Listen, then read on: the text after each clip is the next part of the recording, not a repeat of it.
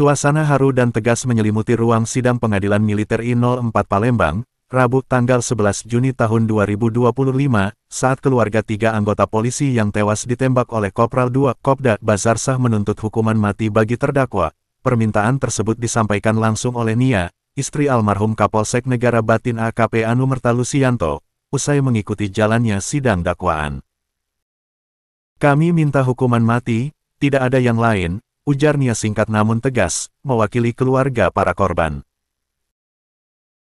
Kopda Bazarsah merupakan terdakwa dalam kasus penembakan terhadap 3 anggota kepolisian saat berlangsungnya penggerebekan arena sabung ayam di Kabupaten Weikanan, Lampung, yang diduga milik sang prajurit. Dalam insiden berdarah tersebut, 3 personel kepolisian tewas, yakni Kapolsek Negara Batin AKP Lusianto, Kanit Reskrim Aibda M.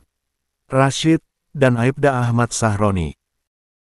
Kuasa hukum keluarga korban, Putri Maya Rumanti, menyatakan bahwa dakwaan yang diajukan oleh auditor militer sudah sesuai, terutama dengan penerapan 3 pasal berlapis, termasuk pasal 340 KUHP tentang pembunuhan berencana.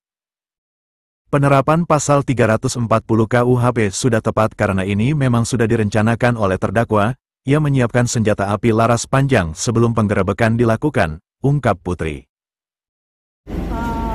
Menanggapi hasil dakwaan hari ini, ya kita puas karena memang itu yang kita inginkan. Ada penerapan pasal 340 ya, meskipun ada juntolnya 338 subsidiarnya, tapi kami yakin bahwa majelis hakim juga dan jaksa penuntut umum juga meyakini bahwa perbuatan di pasal 340 itu jelas. Pak, tadi di dakwaan ada anggota TNI dan Polri terima hukuman. Terus Gimana? Di dakwaan dibaca dakwaan tadi ada anggota TNI sama Polri terima hukuman 1,500. Terus di dakwaan juga tadi almarhum diizinkan karena upaya penangkapan. Iya, kalau menerima 100-200 ribu itu kan bukan kepada Kapolsek toh, bukan kepada korban, tapi kan oknum polisi yang lain. Itu kan kita tidak mau mengaitkan ke arah situ lah.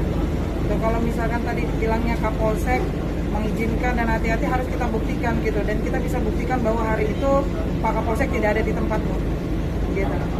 Nanti kami akan upayakan untuk meminta tambahan saksi yang membuktikan bahwa Pak Kapolsek saat itu tidak ada di tempat. Dalam dakwaan auditor, disebutkan adanya aliran dana dari praktik judi sabung ayam ke oknum anggota kepolisian, namun, Putri membantah tegas bahwa kliennya, AKP Lusianto, terlibat dalam penerimaan uang dari aktivitas tersebut. Kapolsek tidak menerima uang, masa ia izin sabung ayam cuma Rp100.000, kita tidak fokus pada praktik judinya, tapi pada perbuatan terdakwa yang menghilangkan nyawa 3 aparat, tegasnya. Tidak ada. Masa iya sih izin judi sabung ayam 100.000, perputarannya ratusan juta lah, nggak mungkin banget lah itu, jauh lah itu. Dan kita nggak fokus kepada itulah, kan kita fokusnya pada perbuatannya ya. Minta izin senjata juga. Iya, tentunya harapan kita majelis hakim nanti setelah melihat keterangan saksi-saksi bisa dengan jelas memutuskan bahwa perbuatan terdakwa ini memang sudah direncanakan sejak dari rumah, dengan terbuktinya ada niatan membawa senjata api dalam kategori untuk mengamankan diri. Berarti kan tidak hanya anggota Polri ketika akan melakukan penggerbekan atau apa, masyarakat biasa juga bisa terjadi kan begitu. Kan gitu aja. Jadi kalau seandainya nanti ada bahasa melebar terhadap uang setoran, nggak ada itulah. Jauh sekali lah dari bukti transfer yang ada pun, dari Oktober ke Maret ke Februari atau Maret itu kan jauh banget. Jauh sekali. Kan, kalau menurut kita itu. Jadi gini, itu kan versinya terdakwa. Kan tidak boleh mendengar versinya terdakwa dong. Iya kan? Berarti kan harus kita buktikan apakah benar itu ucapan dari Pak Kapolsek, karena Pak Kapolsek itu tidak pernah jauh dari istrinya loh. Begitu. Kan kita di sini meminta keterangan itu bukan dari keterangan terdakwa, karena terdakwa pasti melakukan.